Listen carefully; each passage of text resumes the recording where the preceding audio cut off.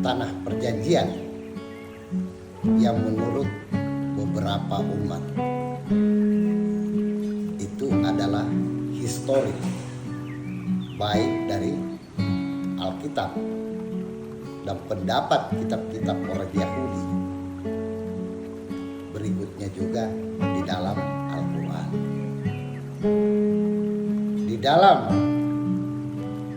pendapat orang Yahudi dan orang Nasrani, di dalam Alkitab mereka dikatakan tanah itu diwariskan kepada Ishak, turun kepada Yakub, dan diantarkan oleh Nabi Musa.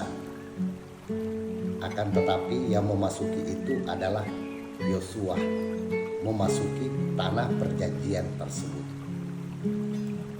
Dan di dalam Al-Quran surah Al-Maidah ayat 21, masuklah mereka ke tanah yang telah dijanjikan.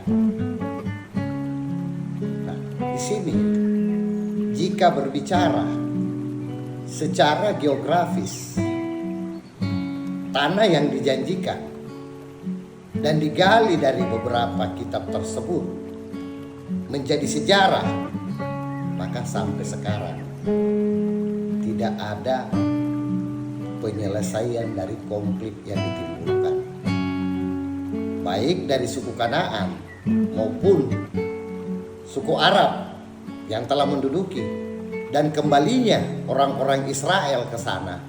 Itu akan menjadi perdebatan terus menerus, dan itu sudah terjadi puluhan tahun. Nah, marilah kita mengkaji dari kedua kitab-kitab yang kita imani. Jangan menafsirkan secara geografis. Coba kita artikan secara psikis. Bagaimana yang dimaksud Tuhan atau Allah Subhanahu wa Ta'ala di dalam kitab tersebut. Jadi tanah yang dijanjikan, yang dimaksud, kalau toh kita artikan secara geografis, ya adalah lahiriah kita, di mana kita dilahirkan, yang kita sudah membuat kesanggupan di dalam rahim. Itulah tanah tempat kita lahir. Disitulah tanah perjanjian tersebut. Sedangkan secara kerohanian, bagaimana kita menyelam ke dalam tubuh menuju kepada tanah suci, yang dimana disitulah terdapat nur insan, diri sejati kita atau Roh Kudus yang kita jumpai.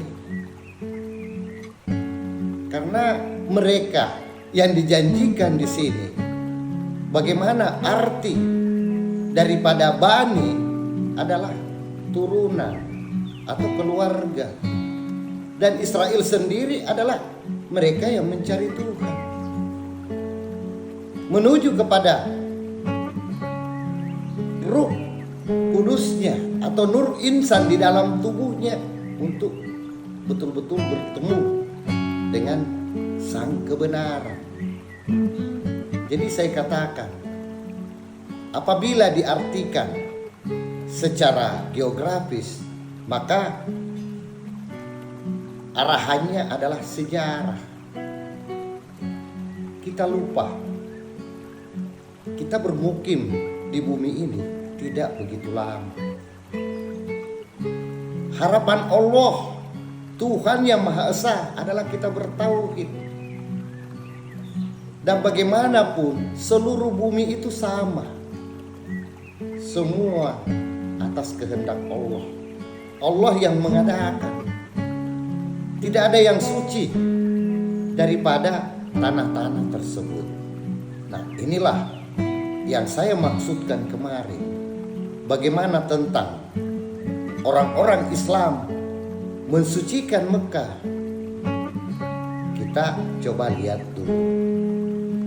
bagaimana di dalam surah Al-Baqarah ayat 115, kemanapun kau palingkan wajahmu, ke timur atau ke barat, disitulah wajah Allah. Nah, kok Islam ini yang awalnya berkiblat ke Palestina, tiba-tiba karena unsur politis dan unsur keinginan dari orang-orang Arab, akhirnya beralih ke Masjidil Haram. Jadi saya mengajak kepada saudara-saudaraku, janganlah terlalu kita mengedepankan tentang sejarah ini. Karena kitab-kitab Allah di sini itu bukan berbicara dengan mudahnya untuk kita tafsirkan secara umum. Tidak. Dia adalah bahasa yang sangat tinggi. Perlu kita resapi secara dalam, karena seluruh kitab-kitab menganjurkan kita bagaimana kita merenung, bertemu dengan jati diri kita sebenarnya atau Roh Kudus. Itu adalah kebenaran. Jadi apa yang diinginkan oleh sekelompok orang, yang bisa kita katakan semua adalah keinginan mereka, jauh dari karunia Allah Subhanahu wa taala, Tuhan yang Maha Esa. Bagaimana keinginannya? Sedangkan para nabi dan Rasulullah Muhammad sallallahu alaihi wasallam cuma mengajarkan kita bagaimana bertauhid. Tidak mengajarkan yang lain-lain, karena yang diajarkan bagaimana kejujuran. Bagaimana dalam hidup ini untuk mengasihi mereka yang lain. Akan tetapi sekarang dari pergeseran, disuruh orang untuk menafsirkan sendiri dan dituduh bahwasanya ini ajaran dari para nabi-nabi. Dan ini saya katakan, mereka yang menafsirkan tanggung jawabnya sangat besar. Jadi mari menjaga perdamaian dunia.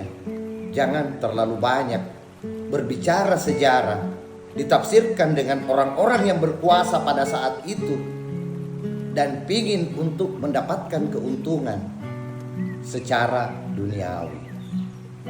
Semoga mampu mengambil hikmah apa yang dimaksud dengan tanah perjanjian dan dapat merenung sejenak dan memaklumi. Terima kasih.